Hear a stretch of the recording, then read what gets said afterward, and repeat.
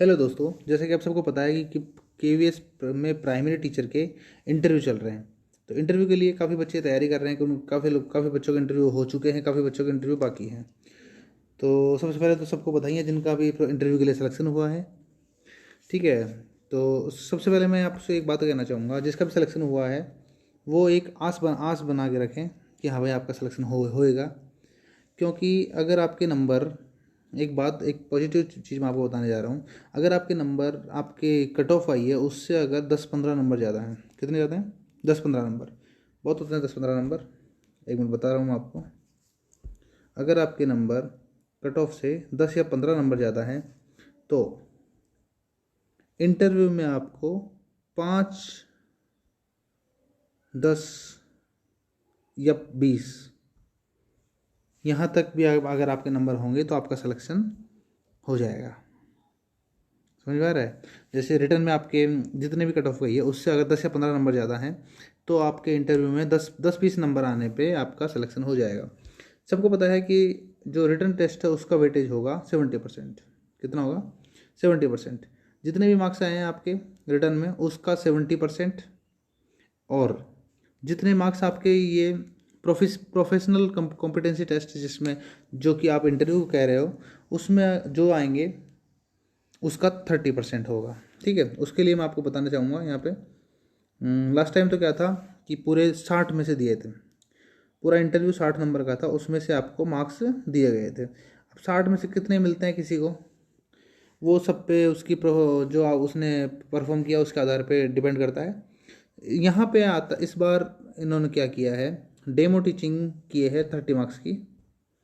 Demo teaching की है 30 marks की, और इंटरव्यू है 30 मार्क्स का। ठीक है। इंटरव्यू के अंतर्गत उससे रिलेटेड क्वेश्चंस पूछे जाएंगे, उसका चलने का तरीका, बैठने का तरीका, बात करने का नज़रिया, सब कुछ जाना जाएगा उससे।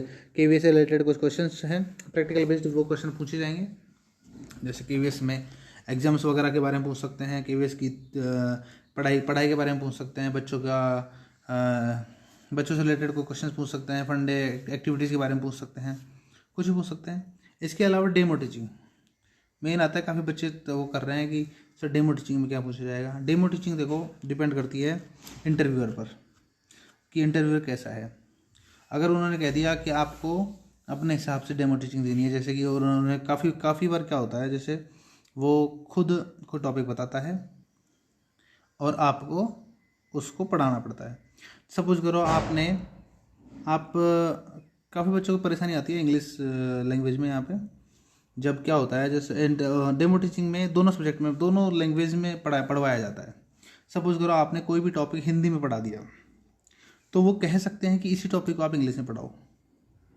कोई टॉपिक आपने इंग्लिश में पढ़ा दिया तो वो कह सकते हैं कि आपका वो टॉपिक हिंदी में पढ़ाओ। ठीक है। मैं तो अपने एक खुद का एक्सपीरियंस शेयर करना चाहूँगा। मेरे से खुद से जब मैंने एक टॉपिक लिया था फ्रैक्शन भिन्न वाला, तो मैंने हिंदी में पढ़ाया था स्टार्टिंग में। तो मैं ऐसे ही तैयारी करके गया था साथ में, तो उन्होंने कहा कि इसी टॉपिक को आप इंग्लिश में पढ़ाइए। तो वो टॉपिक मैं तैयार करके गया था, तो उसमें मैंने उसको इंग्लिश में पढ़ा दिया था। आज अभी मैं खुद एक टीचर हूँ केवी में, पीआरटी पोस्ट पे ही। ठीक है। तो कुल मिला के बात यह है, मैं आपसे कहना चाहूँगा कि जिसके भी नंबर रिटर्न में 10 या 20 हैं वो तो फिक्स ही कर लें कि आपका सिलेक्शन हो ही जाएगा। बस तैयारी करनी है आपको इंटरव्यू की। इंटरव्यू के लिए सबसे पहले आपको अपने सारे डॉक्यूमेंट्स रेडी करके लेके जाना है। सारे डॉक्यूमेंट्स के साथ साथ आपको आपका जो पहनावा है बड़ा डिसेंट होना चाहिए। जीन्स टी शर्ट वगैरह कैजुअल बिल्कुल नहीं जाना। ठीक है। आपको simple black shoes, white shirt, black pant, belt वगैरह प्रॉपर। ठीक है। बालों में कंघी करे हुए अच्छे से प्रॉपर तरीके से, मतलब वहाँ पे साफ़ सुथरा अच्छा, और बैठने का तरीका। ठीक है। ऐसे अपन घर पे रहते हैं या फिर दोस्तों के साथ रहते हैं वैसे नहीं रहना। उसके बाद जो भी आपसे क्वेश्चन पूछे जाए वो आपको बताना है। सबसे पहले मैं आपको कुछ मेरा खुद का एक्सपीरियंस शेयर करना चाहूँगा। मैं सबसे पहले बताना चाहूँगा, जैसे आपका डॉक्यूमेंट वेरिफिकेशन हो गया, उस इंटरव्यू से पहले डॉक्यूमेंट वेरिफिकेशन हुआ था लास्ट टाइम, तो इस बार पता नहीं कैसे कर रहे हैं वो। ठीक है। तो डॉक्यूमेंट वेरिफिकेशन के बाद आपको बुलाया जाएगा नंबर वाइज आपके नाम के हिसाब से। सबसे पहले जाओगे आप दरवाज़ा खोलोगे, बिना दरवाज़ा आवाज़ मतलब बिना पूछे आपको एंट्री नहीं करना है, परमिशन लेके ही एंट्री करनी है। परमिशन लेने के बाद वो गेट, दो दरवाज़ा अगर खुला हुआ बंद था तो उसको वापस बंद कर देना है, अगर खुला हुआ था तो उसको खोलना है बिना आवाज़ किए। अंदर जाके सीधे आपको अपनी चेयर वहाँ सबको विश करना है। उसके बाद आपको वहाँ पे सामने चेयर होगी, वहाँ पे आपको बैठने के लिए बोल दिया जाएगा, आप वहाँ पे बैठ जाइए। ध्यान रखिएगा आपका बैठने का तरीका भी वो ऑब्जर्व करेंगे। आपकी चेयर उनसे काफ़ी दूर रहेगी, जो आपके पैर तक पूरे दिखेंगे उसमें। जब पैर भी दिखेंगे तो आपका बैठने का नज़रिया, आपका बैठने का तरीका है, पैर कैसे रखते हो आप, ठीक है, आपके हाथ कहाँ रखते हो, वो सारी चीज़ें वो ऑब्जर्व करेंगे। आई कांटेक्ट सबसे बड़ी चीज़ होती है, आई कांटेक्ट। अगर कोई इंटरव्यूअर आपसे क्वेश्चन पूछ रहा है तो आपको उसी को देखना है, जब जवाब दो तब उसको देखते बीच में दूसरे को भी आप देख सकते हो। लेकिन ऐसा नहीं है कि आप नज़रें चुरा के आंसर दे रहे हो, कि बिल्कुल कैजुअल तरीके से आंसर दे रहे हो, ऐसे बिल्कुल नहीं करना है, ठीक है। ये तो इंटरव्यू में आपका इंट्रोडक्शन हो गया पूरा कंप्लीट। आपसे स्टडी से रिलेटेड क्वेश्चन पूछ लेंगे, जैसे आपने एजुकेशन कहाँ से किया वगैरह। उसके बाद KVS से रिलेटेड क्वेश्चन पूछ लेंगे, जैसे मेरे से पूछा गया था कि KVS में जो एग्ज़ाम्स होती हैं पहले जो एग्ज़ाम्स होती थी वो अच्छी होती थी, अभी जो हो रही हैं वो अच्छी हो रही है, तो उससे रिलेटेड क्वेश्चंस पूछेंगे। जो भी आप KVS से जो एक्टिविटीज़ होती हैं, इनका टाइम टेबल होता है, इनकी पोस्ट होती हैं, इनके वर्क होते हैं, टाइम पीरियड होता है, जो भी है इससे रिलेटेड क्वेश्चंस आपको तैयार करके जाने हैं, वो कुछ भी पूछ सकते हैं। एक बात आपको बता रहा हूँ, झूठ नहीं बोलना वहाँ पे, जो भी है क्लियर सच बोलना है। नहीं आता तो सॉरी सर मेरे को नहीं आता वो चीज़ें, ठीक है, बोल दीजिए।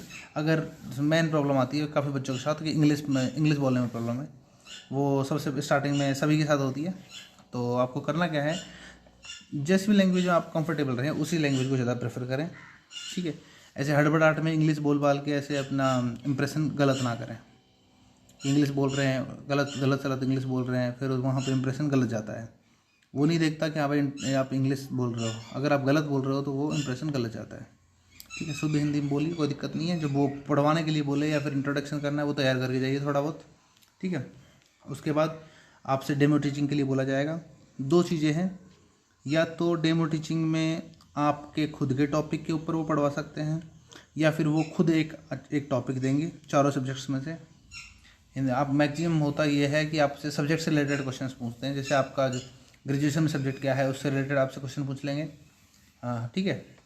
लेकिन आपको करना क्या है, हर सब्जेक्ट के हिंदी, मैथ्स, इंग्लिश और EVS हर सब्जेक्ट के कम से कम 4 या 5 टॉपिक तो तैयार करके जाने ही हैं, क्योंकि उनका कोई भरोसा नहीं है। जैसे मैथ्स से आप मैथ्स स्ट्रीम से हो, आपसे हिंदी पढ़वा दी, इंग्लिश पढ़वा दी, ठीक है, EVS के कुछ टॉपिक पढ़वा दिया, स्टोरी वगैरह, पोएम वगैरह, ठीक है, वो पढ़वा दी। कुछ भी पढ़वा सकते हैं वो, जो भी पढ़ाने के लिए बोला जाए आपको पढ़ाना पड़ेगा।